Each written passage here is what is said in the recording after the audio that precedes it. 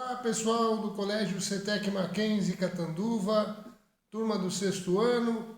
Nós vamos dar nesse momento início a mais uma aula de História e só para a gente poder iniciar, lembrando que neste momento que nós não estamos podendo nos encontrar de forma presencial, esta é a ferramenta que nós estamos utilizando para poder chegar até vocês e construirmos conhecimento juntos. Desde já eu agradeço a licença que você, junto à sua querida família, nos concede para entrar dentro da sua casa através deste pequeno vídeo. Obrigado mais uma vez e com isso nós vamos dar sequência ao nosso trabalho. Mais uma vez, como material, a gente vai precisar para a aula de hoje apenas do nosso livro de sala. Isso para facilitar, não é, as informações e também, especialmente, a realização dos exercícios que são pedidos a cada aula, ok? Então, mais uma vez só, confirmando, o único material que nós vamos precisar é o nosso livro de sala, ok? Com isso, nós vamos dar início, retomando um pouco dos exercícios que foram deixados para a aula anterior. Vou fazer uma revisãozinha, vou dar uma orientação a respeito dos exercícios da aula anterior, ok? Só para lembrar, estou aqui com o meu livro de sala para que vocês possam me acompanhar, para que a gente possa acompanhar juntos o nosso material, ok? Nós vamos retomar os exercícios da página 84 e 85 que foram deixados na aula passada como compromisso para ser realizado, né, nesta aula também. Só para refazer os exercícios, o primeiro exercício da página 84, ele relata aí uma passagem, não é? Que ela pede assim: observe a pintura e a seguir ela representa um evento, né, de um líder muito importante da história do povo hebreu. E aí tem, né, 2 itens, né? A informação correta, a resposta correta seria o item B, o segundo item, na frase que diz assim, ó: no 3º mês da saída dos filhos de Israel da terra do Egito, no 1º dia do mês, vieram do deserto de Sinai, tendo partido de Redifim, vieram ao deserto de Sinai, a qual ali acamparam, né? E aí essa frase, então, que está registrada em Êxodo, capítulo 19, verso 1 ao 3, é o que define a resposta do primeiro exercício. Aí vamos à página 85, seguindo os exercícios da aula anterior. Que líder hebreu está representado na pintura?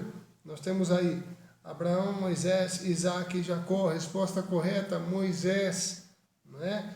E depois vemos na terceira, o que ele segura, né? Temos aí as tábuas da lei, o Antigo Testamento, o Pentateuco ou a Bíblia. Resposta correta, o item A, as tábuas da lei. E o quarto exercício, qual a importância do que ele segura na cena para a cultura hebraica. Só para que vocês entendam, né? Segundo a crença dos hebreus, né, a tábua dos mandamentos seria onde estão registrados, né, os princípios da relação entre os homens e também da relação desses homens com Deus, né, as leis, os chamados 10 mandamentos, os famosos 10 mandamentos. Então, resposta correta, as tábuas da lei, né, o exercício 4, aí na página 85. Basicamente, são esses os exercícios que a gente deixou da aula passada, ok? A partir daqui, então, nós vamos para a página 86, que é o início propriamente da nossa aula de hoje. E ela já começa com os exercícios do quadro História em Ação. E nós vamos já fazer uma orientação para que vocês possam realizar esses exercícios com tranquilidade, tá? Os exercícios da página 87, no item História em Ação, que fala sobre as festas judaicas. Vamos lá, só vou fazer uma introduçãozinha do que vocês deverão estar realizando nesta aula de hoje de exercícios, tá? Página 87, o primeiro exercício diz assim: para os judeus, qual a importância dessas comemorações? Moçada, você lendo aí o textinho das festas judaicas, você vai ver que eles usam, né, essas festas como uma forma de manter vivas as tradições do seu povo. Tá? Então, qual é a simbologia destas festas? Ela é a forma encontrada pelos hebreus, pelos judeus, de manter viva a sua cultura, as suas tradições, ok? Na 2, ela diz assim: que importância tem para uma comunidade não se esquecer do seu passado? É legal essa parte, moçada. Isso vale não só para os hebreus, né, para os judeus, como também para todos os povos, né? O fato de não esquecer, né, do seu passado, não esquecer das origens, daquilo que já foi vivido por este povo, é um fator muito importante na preservação da cultura, né, de cada povo, incluindo atualmente, né, se a gente for pegar a mesma história do Brasil, né, a mesma história do nosso país, todo povo que não esquece da sua história, não abandona as suas origens, ele preserva também a sua cultura. Tudo bem? Essa é a 2. Nós vamos à terceira agora. Ela diz assim: para você, quais festas simbolizam o passado dos seus ancestrais? Essa é uma resposta pessoal. Então, assim, uma dica para que você responda. Toda vez que eu encontro exercícios pessoais, a dica que eu dou é a seguinte: coloque-se como se você fosse parte daquela cultura, como se você vivesse aquele momento. E aí vem a pergunta para você, não é? Quais festas simbolizam os seus ancestrais? Né? Você pode pegar, por exemplo, a sua vida. Tem, por exemplo, um aniversário marcante, uma festa que você se lembre, um momento de celebração, de comemoração da sua família, né? Que você se lembra e registre na resposta do terceiro exercício da página 87, que é uma resposta pessoal, ok? Então ficou aí orientados os exercícios da aula anterior, já com a indicação das respostas, e também os 3 exercícios da 87, que são os exercícios desta aula que nós estamos fazendo agora, tá bom? Ficou aí orientado e a gente vai depois estar corrigindo no próximo vídeo, tudo bem? E agora nós vamos à página 88, onde nós iniciamos a introdução de mais um dos povos antigos, né? Depois de nós falarmos de vários, né? Chegou a vez agora dos fenícios, né? Que também é um povo muito importante, especialmente marcado pela habilidade no comércio, um dos povos mais marcantes em relação ao comércio, desenvolvido, evoluído, né? A respeito do comércio. Isso nós vamos ver no decorrer da aula de hoje. É desses fenícios que nós vamos falar a partir de agora, então, fazendo a introdução. Moçada, só para que vocês possam acompanhar, nós estamos agora na página 88, o item fenícios. Só lembrando que essa região da Fenícia tem 2 mapas aí, para vocês acompanharem na página 88, que mostra que o território dos fenícios é o que corresponde ao atual Líbano, ao atual país chamado Líbano, é onde ocuparam os fenícios, é a região ocupada pelos fenícios na antiguidade, ok? Tem aí na página 88 o Antigo Oriente, destaque para a antiga Fenícia, e também um outro mapa que diz respeito ao atual território do Líbano, que é o espaço ocupado pelos fenícios, tudo bem? Com isso nós vamos fazer um resumo rápido a respeito dos fenícios, destacando primeiro o aspecto geográfico a respeito dos fenícios. Isso é muito importante, por quê? Porque a Fenícia, ela é uma região que você pode também observar pelo seu mapa, ela é uma região que serve de contato quase que obrigatório, né, entre a Mesopotâmia e o Egito. Nós já falamos dessas 2 regiões, só que a região ocupada pelos fenícios, ela ganha destaque por quê? Porque ela é praticamente uma passagem obrigatória para quem vai, para os comerciantes, para os mercadores, né? para quem vai passar da região da Mesopotâmia para o Egito. Ela serve como contato. Então, essa posição geográfica de ser rota comercial, de ser contato comercial para quem vai entre a Mesopotâmia e o Egito, coloca a Fenícia numa posição de destaque desde o início. Então, o fator geográfico é muito, muito importante para os fenícios.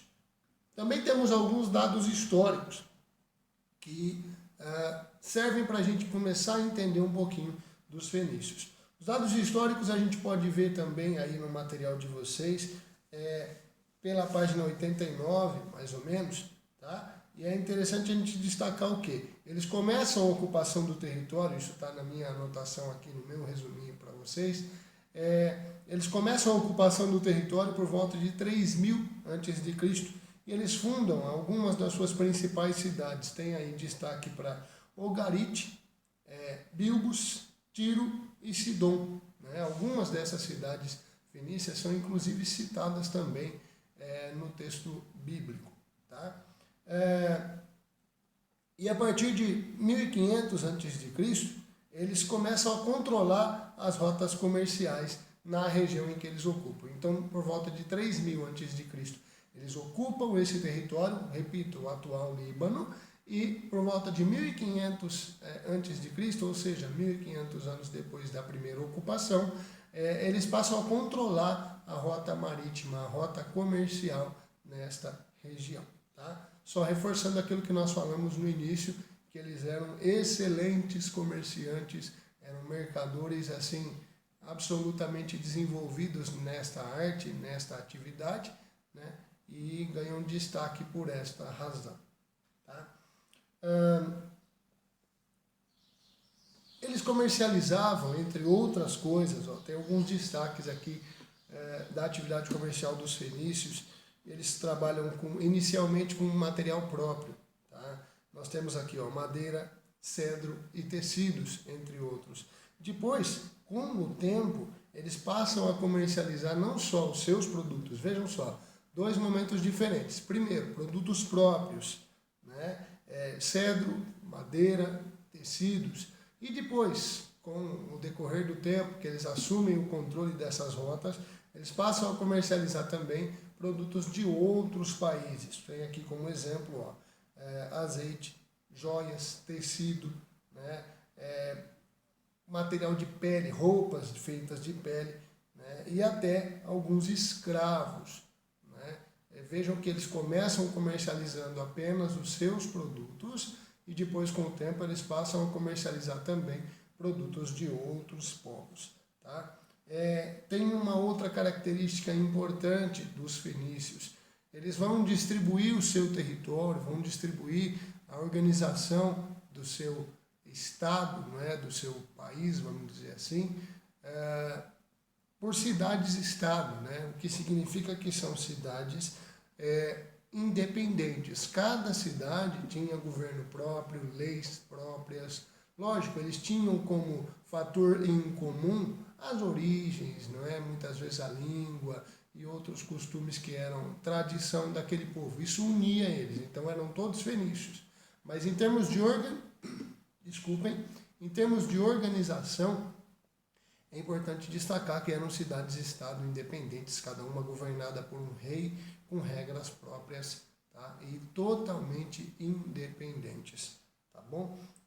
E é interessante pensar assim, eles têm as suas terras, as suas cidades organizadas num princípio chamado telassocracia.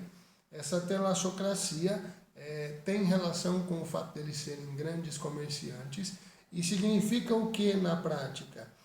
Significa que quanto maior for a frota marítima de uma cidade, quanto maior for o seu poder marítimo, mais importante ela é, né? Maior o poder dessa cidade. Então, telassocracia é um princípio entre os fenícios em que quanto maior o poder marítimo de uma cidade, maior o seu poder em relação às demais. Ok, moçada? Pensando nisso, nós caminhamos para a introdução dos fenícios. Esse conteúdo que nós fizemos agora é a introdução do povo fenício. Nós destacamos nesta introdução o aspecto geográfico, né, que destacou a posição dela. Para quem tinha que passar entre Mesopotâmia e Egito, era quase que obrigatório passar pela região da Fenícia, e isso fez com que eles, com o tempo, controlassem essa rota comercial importante. Tá? Então tem esse aspecto geográfico que favorecia. Tem também o fator histórico, né? A ocupação de terra há mais ou menos 3.000 a.C., e depois o controle dessas rotas marítimas por volta de 1.500 a.C. Esses dois fatores são o geográfico e o histórico. Nós também destacamos os produtos, né? Inicialmente produtos próprios, que eram basicamente madeira, cedro e tecidos, e depois, com o tempo, outros produtos de outros países. Nós destacamos aí azeite, joias, tecidos de pele e até alguns escravos. E nós destacamos, por fim, nesta introdução, que serve como base da aula de hoje, o princípio que regia a sociedade fenícia, né? O princípio da telassocracia. Significa que as cidades-estado fenícias eram independentes, eram totalmente independentes uma da outra. Aí você pergunta, Luiz, mas o que eles tinham em comum? Tinham em comum fatores históricos, tinham em comum fatores dos ancestrais, né? Língua e outros costumes culturais que uniam eles como fenícios. Mas eram cidades-estado independentes e baseadas no princípio da telassocracia. Nada mais do que simplesmente o fato de que quanto maior o poder marítimo de uma cidade, maior a sua importância. Então, repetindo só para reforçar, principal atividade dos fenícios, o comércio marítimo. Ok? Então, na aula de hoje nós vimos isto, que é a introdução dos fenícios. Está lá na página, nós vamos encerrar hoje na página 90, tá? Que é o princípio da telassocracia, tá bom? E daí para trás nós vimos também os exercícios da aula anterior e já deixamos alguns exercícios também da página, só conferindo, da página 87, que são referentes à aula de hoje, naquele item História em Ação, ok? Tem a orientação dos exercícios da aula anterior, tem a orientação dos exercícios desta aula e tem também esta pequena introdução dos fenícios. Ok, moçada? Por hoje é isso. Eu peço que vocês estudem, que vocês vejam este vídeo uma ou mais vezes, se for o caso. E eu sugiro que, principalmente na hora de fazer os exercícios, acompanhe pelo seu material, veja o vídeo.